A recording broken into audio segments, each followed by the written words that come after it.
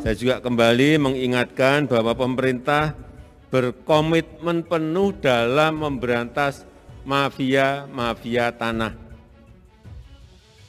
Pada jajaran Polri, saya minta jangan ragu-ragu mengusut mafia tanah yang ada. Jokowi beri peringatan keras, sikat habis pejabat yang backingi mafia tanah. Presiden Joko Widodo menyatakan komitmennya dalam mengurangi konflik agraria di tanah air. Presiden Jokowi pun tidak akan ragu untuk memberantas keberadaan mafia tanah yang merugikan. Hal tersebut dikemukakan Presiden Jokowi saat menyerahkan sertifikat redistribusi tanah objek reforma agraria di Istana Kepresidenan Bogor, Jawa Barat, Rabu 22 September 2021. Dalam kesempatan itu, Presiden Jokowi juga mengingatkan bahwasanya pemerintah berkomitmen penuh dalam memberantas mafia tanah. Kepada jajaran Polri, Presiden Jokowi juga meminta jangan ragu mengusut mafia tanah yang ada. Presiden Jokowi juga meminta aparat kepolisian tidak pandang bulu dalam memberantas mafia tanah. Kepala negara ingin memastikan mafia tanah tidak dapat bergerak bebas karena mendapatkan bantuan. Bahkan, Presiden Jokowi pun mewanti-wanti agar tidak ada aparat penegak hukum yang membackingi mafia tanah tersebut. Presiden Jokowi juga menegaskan akan memperjuangkan hak masyarakat dan tegakkan hukum secara tegas. Dalam kesempatan tersebut, Presiden Jokowi juga menyerahkan 124.120 sertifikat tanah hasil redistribusi di 26 provinsi dan 127 kabupaten kota, di mana 5.512 diantaranya merupakan hasil penyelesaian konflik agraria di 7 provinsi. Dalam sambutannya, Presiden Jokowi mengingatkan kepada penerima agar sertifikatnya dijaga. Sejalan dengan hal itu, sebelumnya pemerintahan Presiden Jokowi akan merilis bank tanah pertama di Indonesia dan ditargetkan beroperasi di tahun 2022. Hal itu diketahui dari Menteri Agraria dan Tata Ruang atau ATR Sofyan Djalil dalam diskusi KNRA 2021 pada Kamis 9 September lalu, seperti dikutip dari cnnindonesia.com. Dalam keterangannya, Sofyan berharap awal tahun bank tanah bisa beroperasi skala kecil.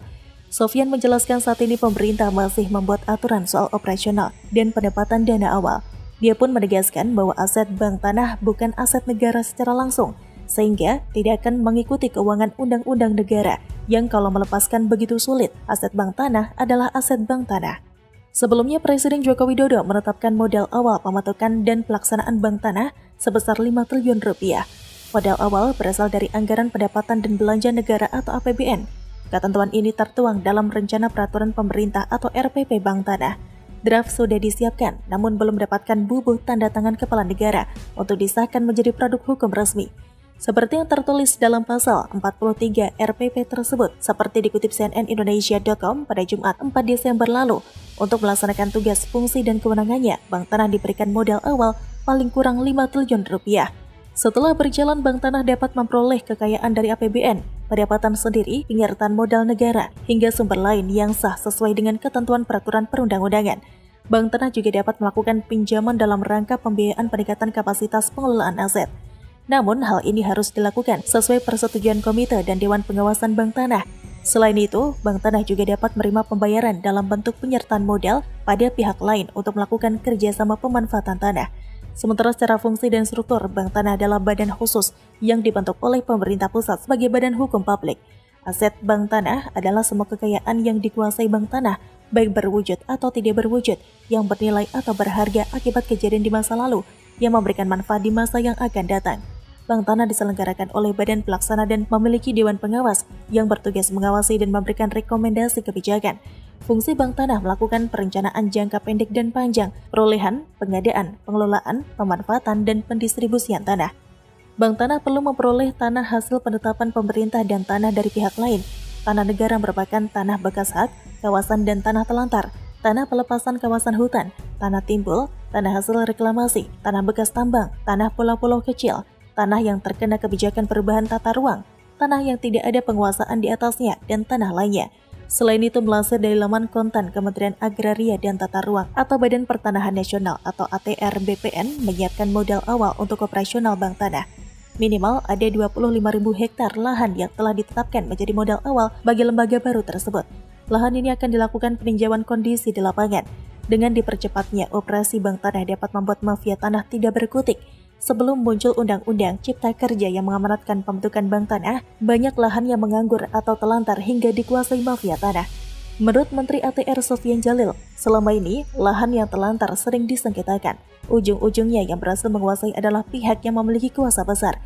Dalam hal ini, Sofyan menilai ada ketidakadilan.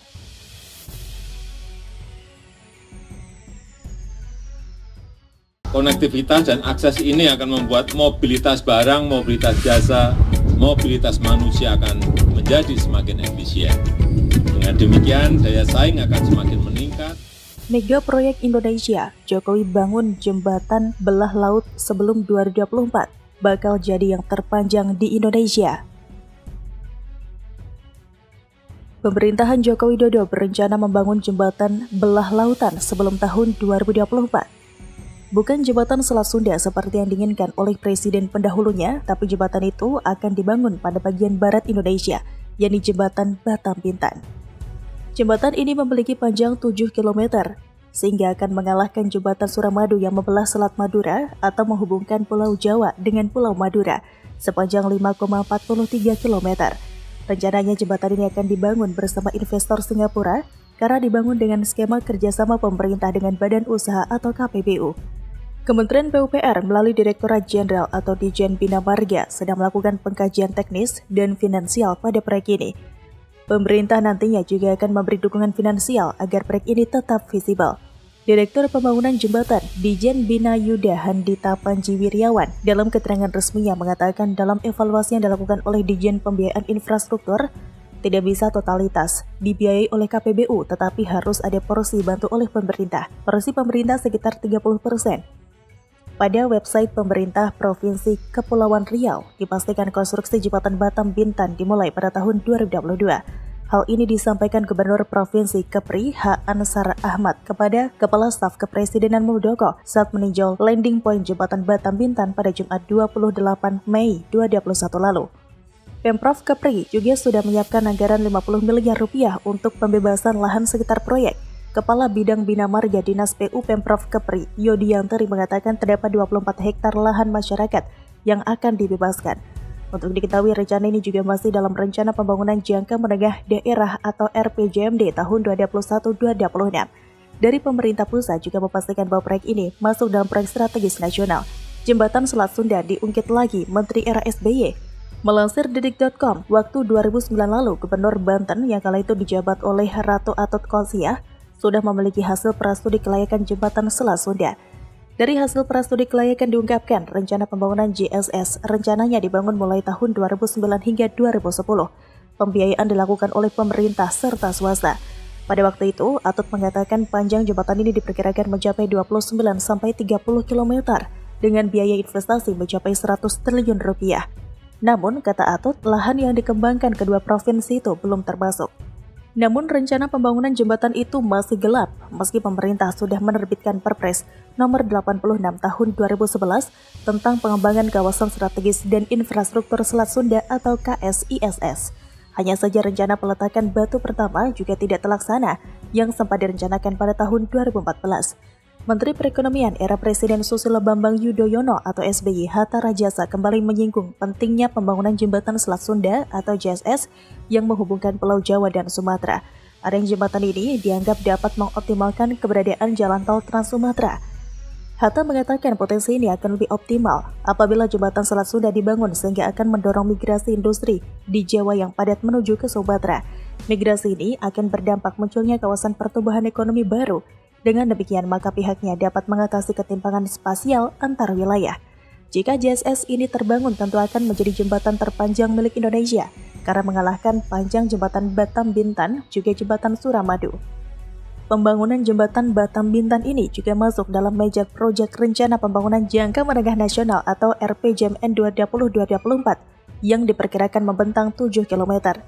Lokasi jembatan sudah ditetapkan yaitu kawasan Kabil Tanjung Sauh yang menjadi landing point, bagian kedua Tanjung Sauh Pulau Barua, bagian ketiga Pulau Bawa Kabupaten Bintan.